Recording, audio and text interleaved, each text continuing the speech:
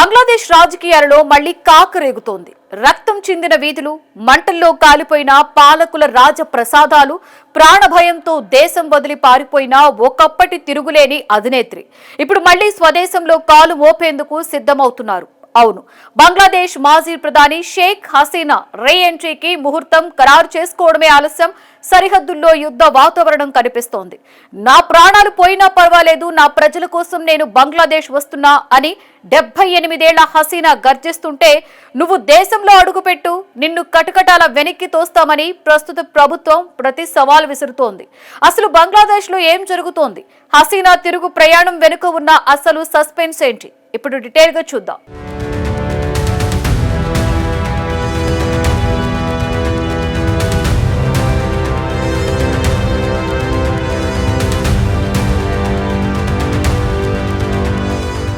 బంగ్లాదేశ్ చరిత్రలోనే అతిపెద్ద రాజకీయ తుఫాను చెలరేగిన రోజులవి. విద్యార్థుల ఉద్యమం అణచివేత, చెలరేగిన హింస, వెల్లువెత్తిన ప్రజాగ్రహ జ్వాల, వీటన్నింటి మధ్య 2024లో హసీనా సుదీర్ఘ పాలనకు తెరపడింది.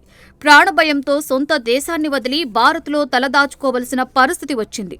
ఆ తరువాత ఏర్పడిన మొహమ్మద్ యూనస్ ఆధ్వర్యంలోని తాత్కాలిక ప్రభుత్వం హసీనాను లక్ష్యంగా చేసుకుంది. ఆమె పాస్పోర్ట్ ని రద్దు చేయడమే కాకుండా హింసాత్మక సంఘటనలకు బాధ్యురాలుగా చేస్తూ మరణశిక్ష కూడా విధించింది.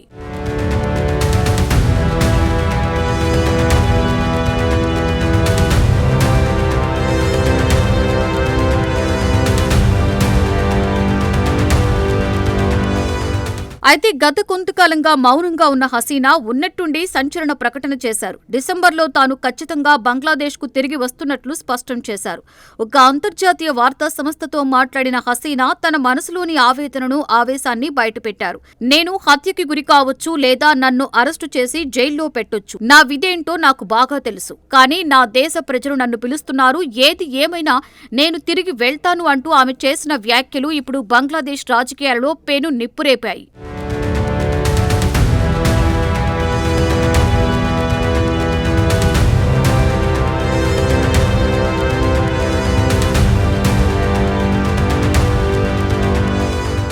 హసీనా ప్రకటనతో ఊహించని షాక్ కి గురైన బంగ్లాదేశ్ తాత్కాలిక ప్రభుత్వం వెంటనే అలర్ట్ అయింది.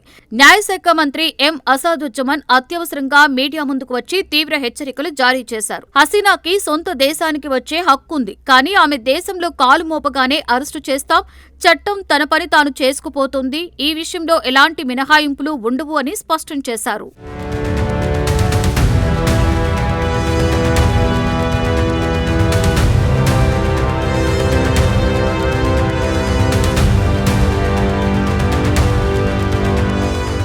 ఈ సీన్ ఇక్కడితో ఆగిపోలేదు. సాధారణంగా క్రిమినల్ కేసులో ఉన్నవారు దేశానికి వచ్చి కోర్టులో లొంగిపోయే అవకాశం ఉంటుంది. కానీ తాత్కాలిక ప్రభుత్వం హసీనాకు ఆ అవకాశం కూడా ఇవ్వకూడదని ఫిక్స్ అయింది. హసీనా కోర్టులో లొంగిపోవాలని చూస్తోంది, కానీ మేము ఆ అవకాశం ఇవ్వం.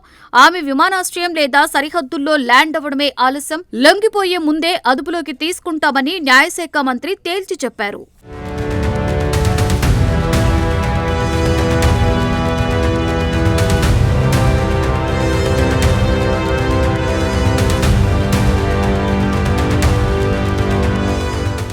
ఇక్కడే అసలు ట్విస్టు నెలకొంది. గతంలోనే ప్రభుత్వం హసీనా అధికారిక పాస్పోర్ట్ ను రద్దు చేసింది. పాస్పోర్ట్ లేకుంటే ఒక పౌరుడు చట్టబద్ధంగా దేశ సరిహద్దుల్లో ఎలా రాగలడు? ఇదే ప్రశ్నకు న్యాయశాఖ మంత్రి ఇచ్చిన సమాధానం మరింత వివాదాస్పదంగా మారింది. పాస్పోర్ట్ లేకుండా ఆమె ఎలా వస్తుందో అది ఆమె సమస్య, మాది కాదు. కానీ వస్తే మాత్రం అరెస్టు ఖాయమని ఆయన తేల్చేశారు.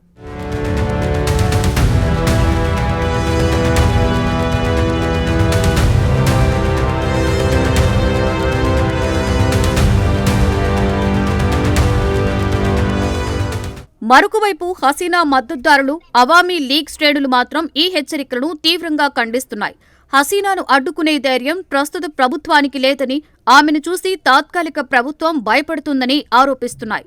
తమ అధినేత్రి తిరిగొస్తే బంగ్లాదేశ్లో మళ్లీ పూర్వ వైభవం వస్తుందని వారు ధీమా వ్యక్తం చేస్తున్నారు.